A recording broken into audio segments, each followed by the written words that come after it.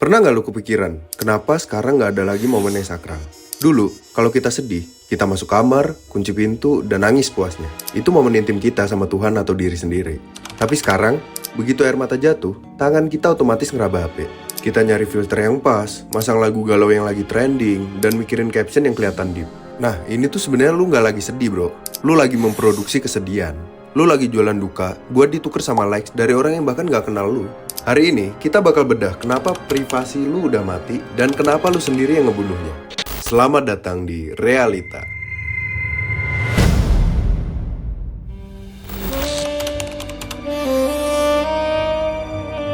Kita udah sampai di level dimana kita lebih takut momen itu nggak estetik daripada momen itu nggak berkesan.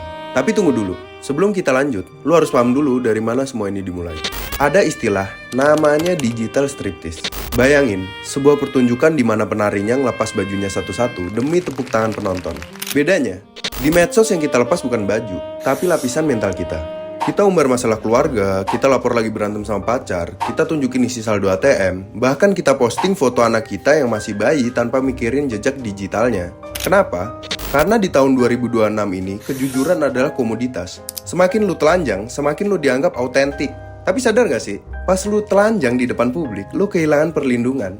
Lu ngebuka pintu selebar-lebarnya buat orang asing masuk ke ruang paling personal lu.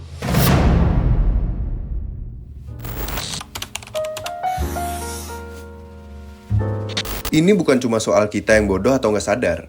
Ada sistem yang lebih besar yang udah ngebentuk perilaku kita. Sistem yang udah ada sejak ratusan tahun lalu, cuma sekarang versi digitalnya. Abad ke-18, ada filsuf namanya Jeremy Bentham yang ngerancang penjara ideal bernama Panopticon. Desainnya simple, semua sel narapidana diatur melingkar, dan ada menara pengawas di tengah. Narapidana nggak tahu kapan mereka diawasi, jadi mereka selalu bersikap baik setiap saat karena takut. Hari ini, menara itu adalah algoritma, dan sel penjaranya adalah akun sosial media lu. Lu nggak butuh sipir buat maksa lu posting. Lu yang secara sukarela lapor, gue lagi di sini nih, gue lagi ngerasain ini bro. Lu ngerasa lu bebas, padahal lu lagi bangun jeruji penjara lu sendiri. Lu udah jadi polisi bagi diri lu sendiri. Lu bukan lagi manusia merdeka. Lu adalah pemeran yang selalu diawasi oleh ribuan mata tanpa wajah.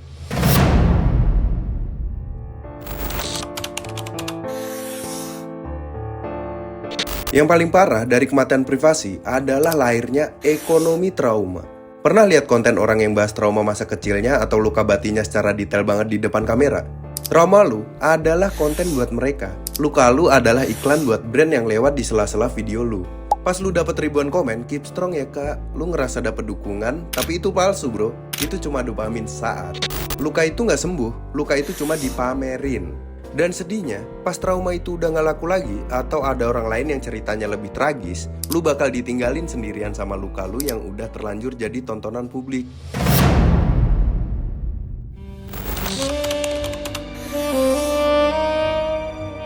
Kebiasaan jualan trauma ini punya efek domino yang lebih parah. Lu gak cuma kehilangan privasi, tapi juga kehilangan sesuatu yang lebih fundamental. Sosiolog Erving Goffman bilang manusia itu punya dua area hidup, front stage dan backstage. Backstage itu tempat paling penting buat kesehatan mental. Itu tempat lu bisa jadi monster, bisa jadi lemah, bisa jadi diri lu yang paling jujur tanpa perlu dihakimi. Masalahnya, Gen Z sekarang nggak punya backstage. Kamar tidur yang harusnya jadi tempat paling privasi, sekarang jadi studio konten. Kita udah ngebongkar dinding pemisah itu. Akibatnya apa? Lu jadi kehilangan jati diri. Lu mulai nggak tahu mana sedih yang asli dan mana sedih yang buat performa. Lu jadi orang asing bagi diri lu sendiri.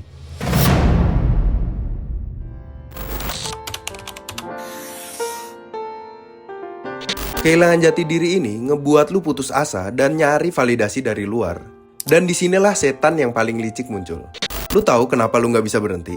Karena lu takut ketinggalan, FOMO. Tapi yang lebih sadis adalah FOPO. Lu lebih takut orang mikir lu boring daripada lu beneran jadi boring.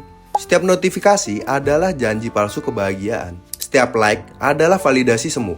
Platform medsos dirancang buat ngasih lu dopamin dalam dosis kecil tapi konsisten. Persis kayak mesin judi di kasino, lu nggak sedang berbagi, lu sedang kecanduan. Dan yang lebih mengerikan, lu udah mulai mengukur nilai diri lu dari angka-angka itu. Kalau postingan lu cuma dapat 100 likes, padahal biasanya 1000, lu ngerasa gagal. Lu ngerasa lu gak cukup. Padahal, bro, kehidupan nyata lu gak pernah berubah sedikit pun gara-gara angka-angka itu.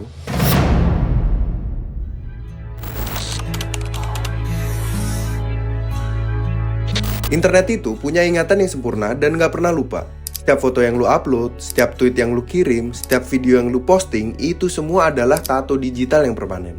Lu mungkin bisa delete postingan, tapi lu nggak bisa delete screenshot orang. Lu nggak bisa delete arsip internet. Lu nggak bisa delete algoritma yang udah belajar tentang lu. 5 tahun lagi, 10 tahun lagi, atau mungkin 20 tahun lagi, data itu masih ada. Dan lu nggak tahu siapa yang bakal pakai data itu entah buat apa.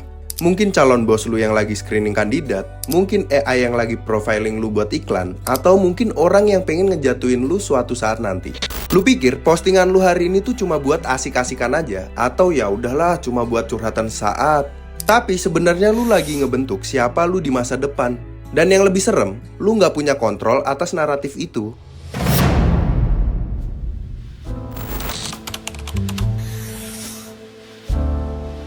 Terus, gimana cara kita ngambil balik hidup kita? Lu harus belajar buat jadi invisible. Menjadi misterius adalah kekuatan baru di tahun 2026. Pertama, terapin aturan save the best for yourself. Kalau lu lagi dapet momen indah banget, nikmatin sendiri. Rasain anginnya, rasain suasananya, simpen di memori otak lu, bukan di memori HP lu. Kedua, bikin batasan tegas. Nggak semua aspek hidup lu perlu jadi konten. Keluarga lu, pasangan lu, masalah pribadi lu, itu bukan konsumsi publik. Privasi bukan karena lu nyembunyiin sesuatu yang buruk, tapi karena lu ngehargain sesuatu yang berharga. Ketiga, digital detox berkala. Sehari dalam seminggu, matiin semua sosmed. Rasain hidup tanpa perlu lapor ke siapapun. Lu bakal ngerasa aneh di awal, tapi itu tanda lu mulai sembuh dari kecanduan validasi. Punya rahasia itu sehat, punya ruang yang gak bisa dimasuki siapapun itu waras. Kebebasan sejati adalah ketika lu bisa ngerasa bahagia tanpa perlu ada orang lain yang tahu kalau lu lagi bahagia.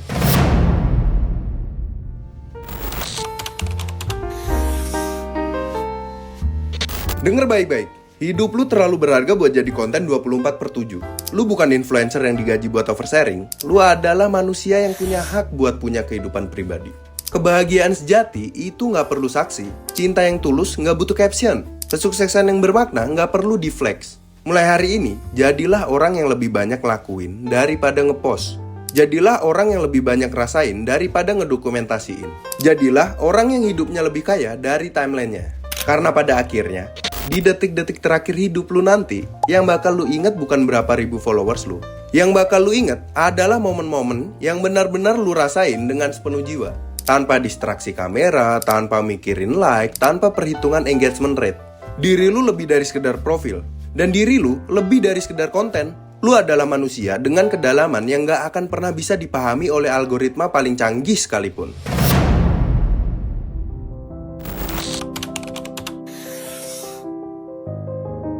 Dunia gak berhutang penjelasan sama lu, dan lu juga gak berhutang transparansi sama dunia. Berhenti jual privasi lu demi validasi yang bakal basi besok pagi. Tutup kameranya, matiin layarnya, kembali ke realita aja. Karena di sana, lu adalah tuan atas diri lu sendiri. Hidup ini gak selamanya, hidup ini cuma sementara. Jadi mari maksimalkan masa hidup kita dengan momen-momen yang berharga. Dan untuk yang mau berdiskusi, silahkan tinggalkan komentar di kolom komentar. Selamat datang di Realita, sampai jumpa di video berikutnya. See you.